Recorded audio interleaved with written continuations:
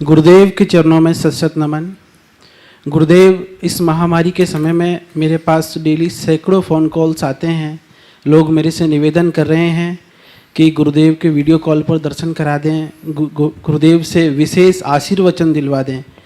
तो मेरा निवेदन है गुरुदेव, इस परिस्थिति में लोगों के डर को कम करने के लिए आप उन्हें एक मैसेज दें जिससे वो अपनी इस डर को, इस बीमारी से वो बाहर निकल सकें।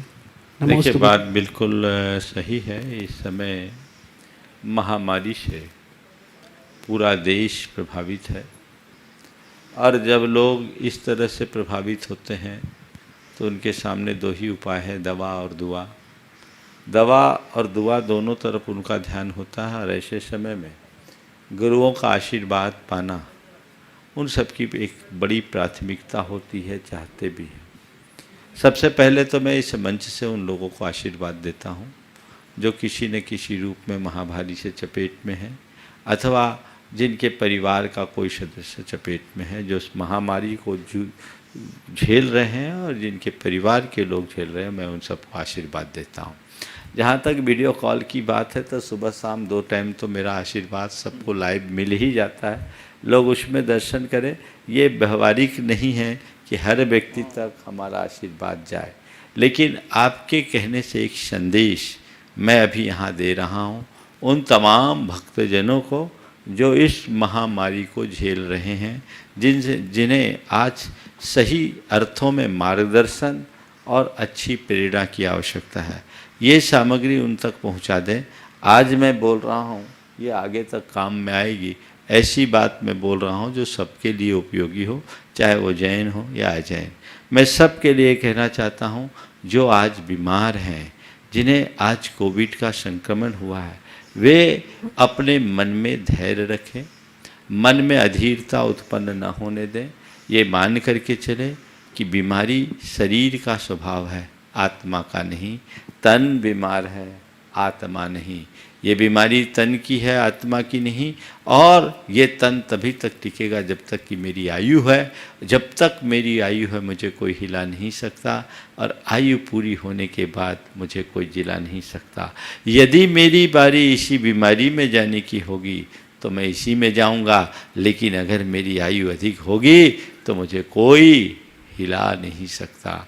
मुझे अपना जीवन जीना है। संसार में संयोग वियोग तो लगते हैं, लगे ही रहते हैं।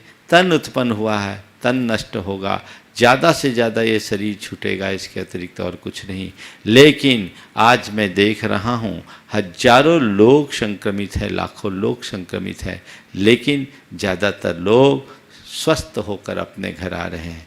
मैं भी स्वस्थ होऊंगा। मैं उन सब लोगों को कहता हूँ आप ये विश्वास रखें, भरोसा रखें कि मैं स्वस्थ होकर घर लौटूंगा। यथार्थ देखा जाए तो मेरी आत्मा तो पूरी तरह स्वस्थ है। हर पल एक भावना भाएं, स्वस्थो हम, स्वस्थो हम, स्वस्थो हम, सुरक्षितो हम। मैं स्वस्थ हूँ, मेरा परिवार स्वस्थ है, मैं सुरक्षित हूँ, मेरा परिवार सुरक्षित है। ये मनोभाव अपने मन में जगाएं। तन की बीमारी को मन पर बिल्कुल हावी न होने दें।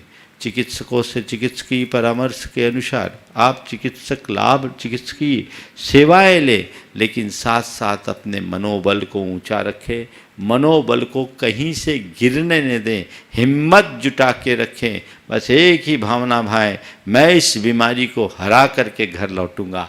ये भाव अपने अंतरंग में जमा के रखेंगे, आपके अंदर ऐसा जज्बा होगा, ऐसी उमंग होगी, तो आपको कोई कहीं से कठिनाई नहीं दे सकेगा, किसी प्रकार की समस्या नहीं आ सकेगी। और इसके साथ ही हर पल अपने गुरु और अपने प्रभु की छवि को अपने सामने रखो।